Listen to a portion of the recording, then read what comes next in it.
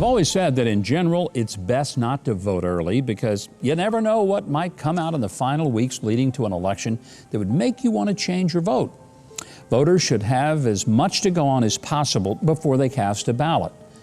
This time, though, Janet and I were so sure that nothing would change our minds that we went ahead and voted early. Stood in the rain for an hour to do it, in fact. Well, the same can't be said for many early voters for Joe Biden. According to the New York Post, some people say they are sorry they cast their ballots early after they saw the Hunter Biden laptop stories about corrupt foreign businesses and even the Chinese Communist Party buying influence through the Biden name. Oh my goodness gracious. So many people are so upset. Did they not know what was coming? Did they not watch the debates? Did they not listen when Joe Biden said, I'm gonna end fracking? We're gonna, become energy dependent again on other countries? And it's not just that. It's agriculture, it's defense. Everything that Joe Biden is doing right now is showing everyone in the country, not just the right, but the left as well, that he meant what he said when he said he's going to undo all of the great things that Donald Trump had done. So are we surprised? No.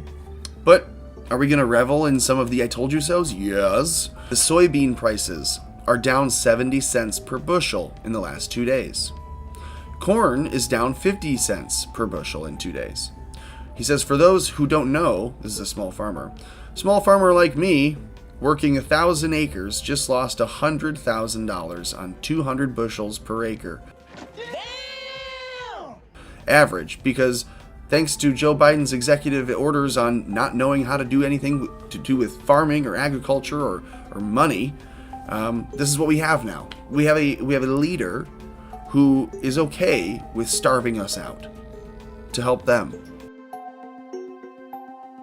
The United Association of Union Plumbers and Pipe Fitters issued the following statement today following the news that Biden-Harris administration plans to rescind the permit and effectively end construction of the Keystone XL pipeline. In revoking this permit, the Biden administration has chosen to listen to the voices of fringe activists instead of union members and the American consumer on day one. Let me be very clear. When built with union labor by the men and women of the United Association, pipelines like Keystone XL remain the safest and most efficient modes of energy transportation in the world. Sadly, the Biden administration has now put thousands of union workers out of work, tens of thousands to be exact. For the average American family, it means energy costs will go up and communities will no longer see local investment that comes with the pipeline construction. And I've got some exclusive reporting for you tonight. In Joe Biden's first day in office, the Department of Homeland Security issued a sweeping directive calling for a 100-day pause on deportations. We reported that last night.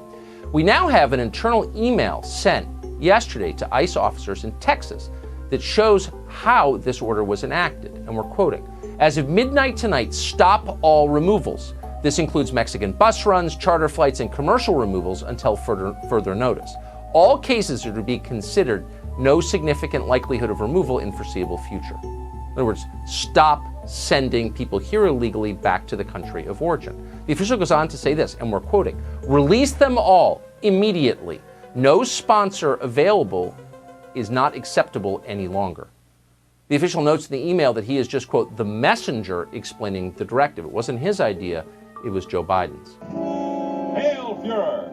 Hail Fuhrer! Hail Fuhrer! The Fuhrer has given us our orders. Captain.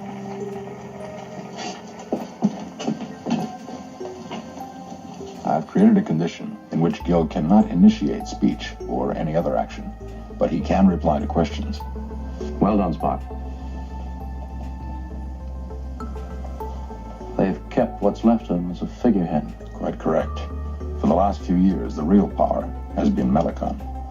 SWFI, Pharma, Biden freezes Trump's lower cost of insulin and epinephrine rule. Biden comes in day one and makes insulin more expensive. Who in their right mind would want to vote for that? Once again, people aren't paying attention, and probably 99% of the electorate doesn't even know that this is happening, that this is a thing.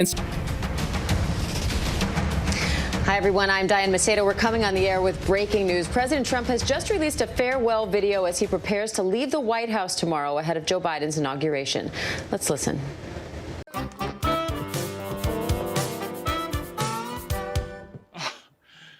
Oh, gosh.